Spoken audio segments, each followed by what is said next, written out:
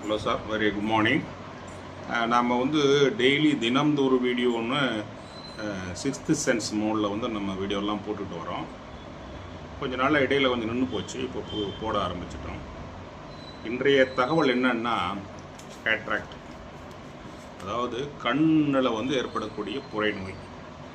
இது நம்ம நாட்டில் கிட்டத்தட்ட ஒரு 60-70 விழுக்காடு இந்த அதை பிலோ த பாவர்ட்டி லைன் சொல்கிறாங்களே, அதே மாதிரி சமுதாயத்தில் ஒரு 50% மக்களுக்கு இந்த கேட்ராக்ட் இன்றைக்கி even though educated person also get this cataract abnormalities. Not a disease. இது என்னன்னா லென்ஸில் ஏற்படக்கூடிய ஒரு வகையான மாற்றம். அதாவது டிரான்ஸ்பரண்ட் அந்த ஹியூமன் கிறிஸ்டலின் லென்ஸ் 17.3 தான் அதனுடைய பவர்.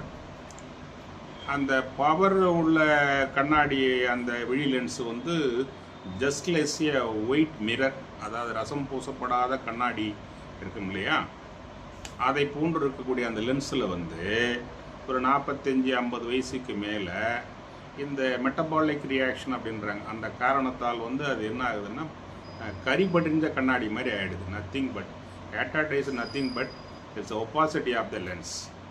விழித்திரையில் இருக்கக்கூடிய ஒப்பாசிட்டி தான் கேட்ராக்ட்னு சொல்கிறாங்க. இது இன்றைக்கி நிறைய பாதிப்பை உண்டு பண்ணின்னு இருக்குது. ஆனால் அட்வான்ஸ் ஓல்டு மாடல்லாம் எப்படின்னா அந்த விழித்திரையில் இருக்க அந்த ஒப்பேக் பகுதியை எடுத்து போட்டுட்டு ப்ளஸ்டர்ன்னு சொல்லக்கூடிய மிகப்பெரிய பவர் வாய்ந்த கண்ணாடியை அந்த காலத்தில் அனுபவிச்சுட்டு இருந்தாங்க. இது என்ன பாரு சூர்யா,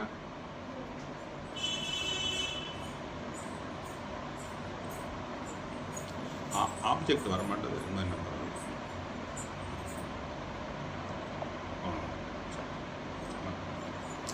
அது என்ன ஆகுதுன்னா, இப்போது அந்த விழி லென்ஸில் இருக்கக்கூடிய ஒப்பாசிட்டி தான் கேட்ராக்ட்ன்றோம். அந்த கேட்ராக்ட் அந்த காலத்தில் சாதாரண ஆப்ரேஷன் பண்ணி நத்திங் இஸ் பெட்டர் தென் சம்திங்னு அந்த ஒன்றுமே தெரியாமல் இருக்கிறதுக்கு அந்த லென்ஸை எடுத்துட்டு ஆப்ரேஷன் பண்ணி அப்படியே ஓப்பனாக விட்டுட்டு அதுக்கு +10 அந்த காலத்தில். அது அநேகமாக இப்போ எல்லாம் பார்க்குறதே கிடையாது, அந்த லென்ஸ் கிடையாது.